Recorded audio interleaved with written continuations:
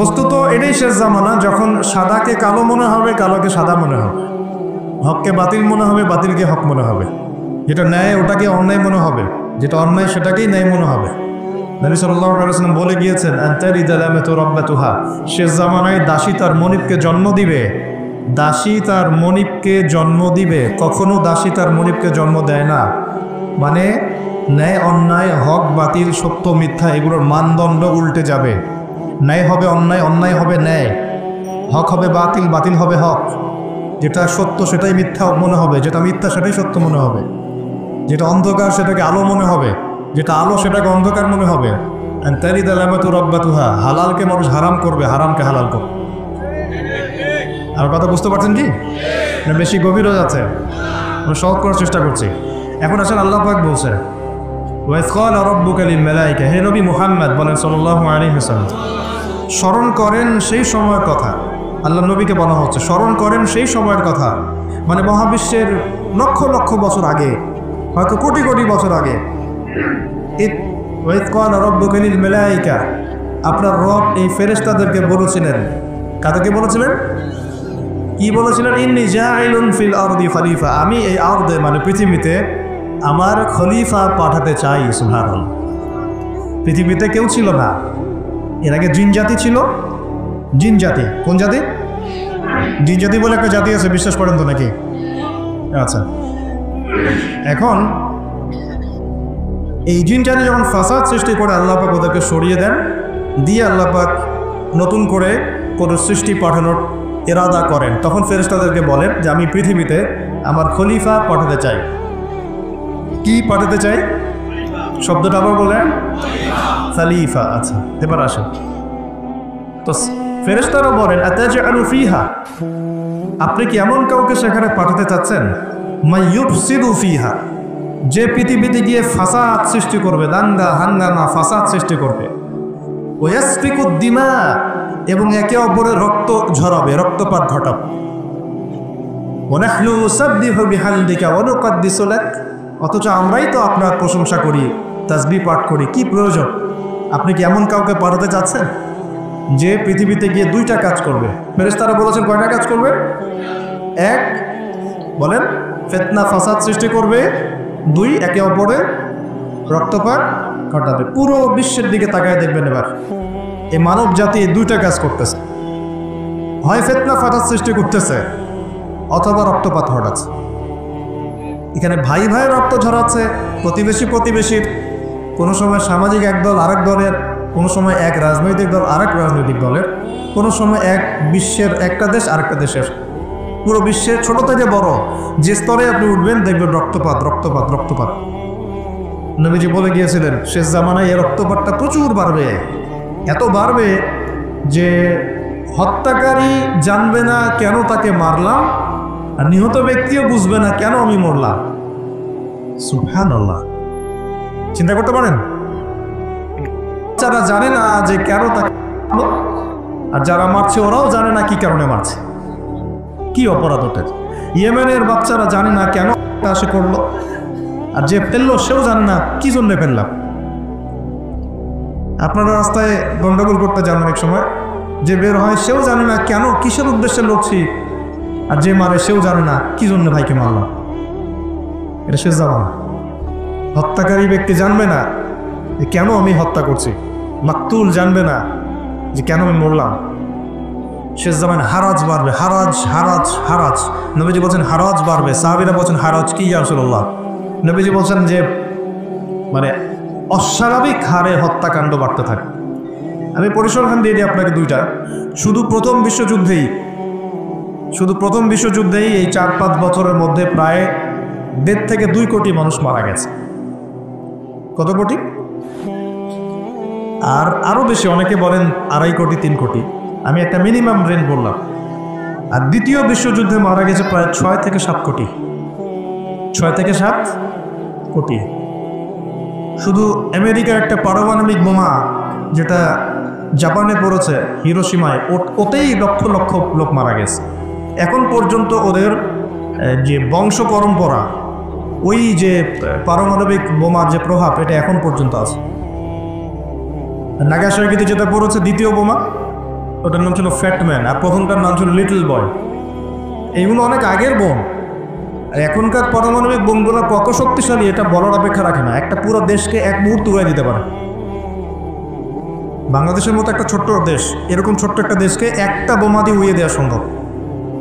ইংল্যান্ডের মতো একটা দেশকে একটা রাশিয়ান হাইপারসনিক ক্ষেপণাস্ত্র দিয়ে উড়িয়ে দেওয়া সম্ভব। আর এখনকার সমরবিদ্যা নিয়ে যারা ঘাটাঘাটি করেন তারা এটা আশঙ্কা করছেন যে প্রথম বিশ্বযুদ্ধের মতো, দ্বিতীয় বিশ্বযুদ্ধের মতো আরও একটা তৃতীয় বিশ্বযুদ্ধ হয়তোবা বিশ্ববাসী দেখতে যাচ্ছে, হয়তোবা। আল্লাহ ভালো জানেন, আমরা তো গ্যারান্টি দিয়ে বলতে পারবো না, কিন্তু পরিস্থিতি ওইরকমই মনে হচ্ছে। তবে এতটুকু জেনে রাখেন, হাদিসের মধ্যে মালহামা নামে একটা শব্দ আছে। কি শব্দ? নবীজি বলেছেন ইউফ্রেটিস নদী, মানে ফোরাত নদী। ইউফ্রেটিস কোন নদী? এই ফোরাত নদী অচিরেই তার ভূগর্ভস্থ সোনার পাহাড় বের করে দিবে। ফোরাত নদী অচিরেই তার সোনার পাহাড় বের করে দিবে, এবং ওই সোনাকে নিয়ে মারামারি করতে আসবে যে মানুষগুলো, তাদের মধ্যে প্রত্যেক 100 জনের মধ্যে 99 জন মানুষ মারা যাবে। তবে একজন ব্যক্তি যে বেঁচে থাকবে সে ধারণা করবে আমি সেই ব্যক্তি যে সোনাটা পাবো। আর মুসলিমদেরকে নবীজি বলছেন তোমরা যদি ওই সময় ওই জায়গায় থাকো, কোনো মুসলমান যদি সেটা দেখে, তোমরা সেই সোনায় হাতও দিবে না। আর একটা হাদিস এসেছে যে অচিরেই রোমকরা, পশ্চিমারা আরবদের সাথে চুক্তি ভঙ্গ করবে এবং 80টা পতাকা নিয়ে তাদের বিরুদ্ধে যুদ্ধে নেমে যাবে। কয়টা পতাকা? 80টা। এবং প্রত্যেক পতাকার নিচে থাকবে 12,000 করে সৈন্য। কত হাজার?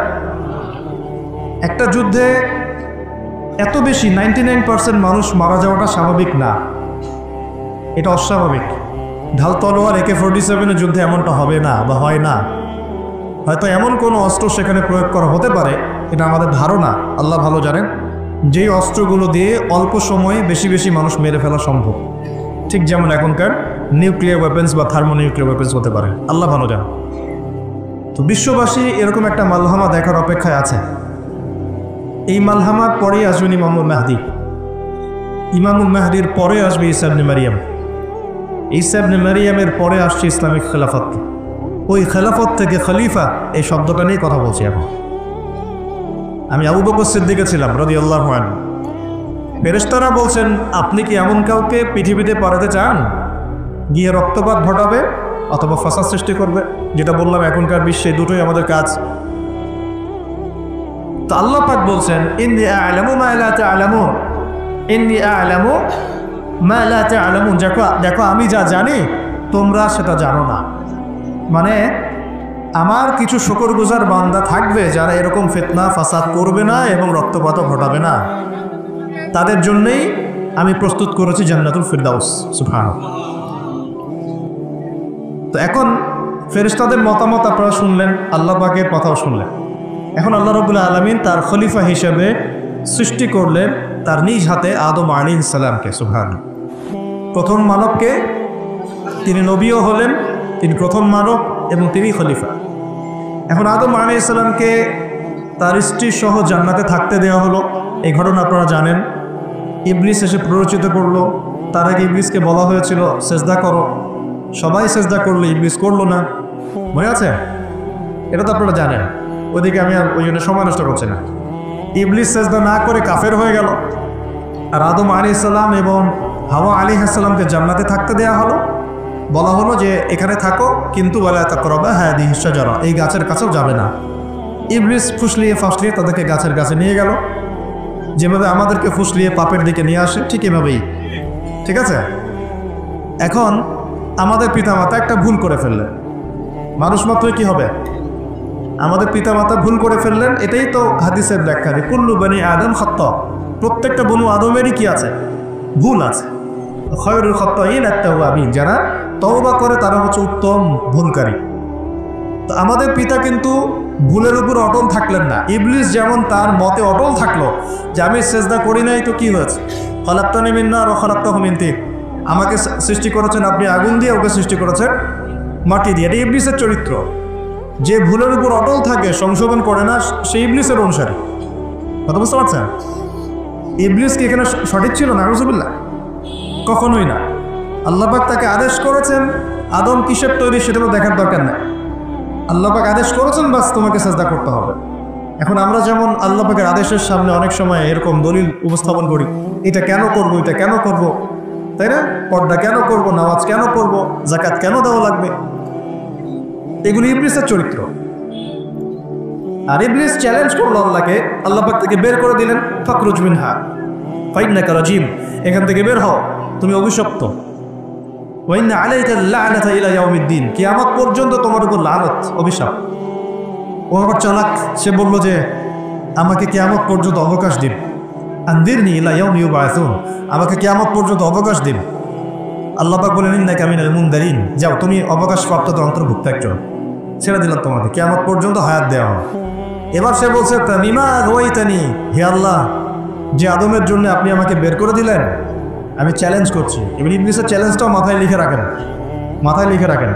ইবলিস বলছে ফাবিমা আগওয়াইতানি লাআকুদুন্না লাহুম সিরাতাকাল মুস্তাকিম, যার জন্য আপনি আমাকে এখান থেকে বের করে দিলেন, আমি তার সরল পথে ওত পেতে বসে থাকবো। কিভাবে বসে থাকবো? ওত পেতে। তুম্মা লাআতিয়ান্নাহুম মিন বাইনি আইদিহিম ওয়া মিন খালফিহিম ওয়া আন আইমানিহিম ওয়া আন শামাইলিহিম ওয়া লা তাজিদু আকসারাহুম শাকিরিন, আমি তাদের ডান দিক থেকে আসবো, বাম দিক থেকে আসবো, সামন থেকে আসবো, পিছন থেকে আসবো, আপনি বেশিরভাগ আদম সন্তানকে শুকরগুজার পাবেন না। কে বললো এটা? ইবলিসের এই কথা সত্য না মিথ্যা বলেন তো? এখন সত্য হয় না? কিভাবে সত্য সেটা একটা হাদিস থেকে দেখেন ধরি, আমি আমার গভীরে ঢুকে যাচ্ছি। কিয়ামতের মাঠে আদম আলাইহিস সালাম, এই আদম আলাইহিস সালামই যখন উঠবেন, আদম আলাইহিস সালামকে আল্লাহ পাক ডেকে বলবেন, তোমার সন্তানদের মধ্য থেকে জাহান্নামী জান্নাতি আলাদা করে দাও তো তুমি। তো আদম আলাইহিস সালাম বলবেন, ইয়া আল্লাহ, কতজন জান্নাতি, কতজন জাহান্নামী? আল্লাহ পাক বলবেন, প্রত্যেক 1000-এ 999 জনকে জাহান্নামের জন্য আলাদা করে দাও। বলেন নাউজুবিল্লাহ। এই হাদিসটা শোনার পরে সাহাবায়ে কেরাম রাদিয়াল্লাহু আনহুম খুব বিচলিত হয়ে পড়ল। তখন নবী সাল্লাল্লাহু আলাইহি ওয়াসাল্লাম আশ্বস্ত করলেন যে ওই যে 1% জান্নাতি দেখা যাচ্ছে, এগুলো উম্মতে মুহাম্মাদের মধ্যেই বেশি হবে ইনশাআল্লাহ। তবে কোন উম্মতে মুহাম্মাদি যে নামাজ পড়ে না, রোজা রাখে না, যাকাত দেয় না, শরীয়তের বিধিবিধানের কোনো পরোয়া করে না, কুরআনটা পর্যন্ত তেলাওয়াত করতে চাচ্ছে না, সেই উম্মতে মুহাম্মাদি কথা বলা হচ্ছে কি? নাকি যারা নিজেদের জান, মাল, সময়, শ্রম সব কিছু ঢেলে দিয়ে দিনের জন্য নিজেকে নিবেদিত প্রাণ করে, কাদের কথা বলা হচ্ছে? এটা আপনারা নিজেরাই বোঝেন, এটা তো আবার বোঝানোর দরকার নেই। এখন বুঝেন তাহলে পার্সেন্টেজটা কত হবে। তো ইবলিসের কথা তাহলে সত্য হলো। ইবলিস কি বললো? ওয়ালা তাজিদু আকসারহুম শাকিরিন, বেশিরভাগকে আপনি শুকরগুজার পাবেন না। আল্লাহ পাক নিজেও এই কথা বলেছেন সূরা সদের মধ্যে, ওয়া কালিলুম মিন ইবাদিয়াশ শাকুর, আমার শুকরগুজার বান্দা খুব কম হবে। অন্য একটা জায়গাতেও আছে।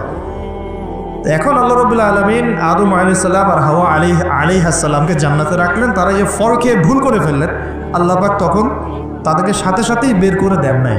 ফাতালাক্কা আদম মির রাব্বিহি কালিমাত, আদম আলাইহিস সালাম তার রবের কাছ থেকে কিছু কালিমা শিখে নিলেন। ফাতাবা আলাইহি, ওই কালিমা যে আল্লাহ রাব্বুল আলামিনের কাছে তিনি তওবা করলেন। ইন্নাহু হুয়াত তাওয়াবুর রহিম, এবং আল্লাহ পাক তওবা কবুল করে তাকে মাফ করে দিলেন। ওই বাক্যটা কি ছিল সেটা একটু শুনি। ওই বাক্যটা ছিল রব্বানা, আমার সাথে বলেন, রব্বানা যালামনা আনফুসানা ওয়া ইন লাম তাগফির লানা ওয়া তারহামনা লানাকুনান্না মিনাল খাসিরিন। মানে অর্থ হচ্ছে, হে আমাদের রব, রব্বানা যালামনা আনফুসানা, আমরা নিজেদের নফসের উপর জুলুম করেছি, ওয়া ইন লাম তাগফির লানা, আপনি যদি আমাদেরকে মাফ না করেন, ওয়া তারহামনা, আমাদের উপর রহম না করেন, লানাকুনান্না মিনাল খাসিরিন, আমরা অবশ্যই ক্ষতিগ্রস্তদের অন্তর্ভুক্ত হয়ে যাব। এই কালিমা শিখলেন কে? আদম আলাইহিস সালাম তার রবের কাছ থেকে। এই কালিমা, এই দোয়া দিয়ে তিনি তওবা করলেন, আল্লাহ রাব্বুল আলামিন তাকে মাফ করে দিলেন। তবে তিনি বলে দিলেন আর জান্নাতে থাকা হচ্ছে না। কুল নাহবিতু মিনহা জামিআ, আল্লাহ বলছে তোমরা এখন সবাই পৃথিবীতে নেমে যাও। ইম্মা ইয়াতিয়ান্নাকুম মিন্নি হুদান, নেমে যাও পৃথিবীতে, কিন্তু জেনে রেখো পৃথিবীতে আমার পক্ষ থেকে তোমাদের কাছে হেদায়েত যাবে। কি যাবে? হেদায়েত মানে আসমানি কিতাব, নবী রাসূল। আসমানি কিতাব, নবী রাসূল, এগুলো আসবে তোমাদের কাছে। ফামান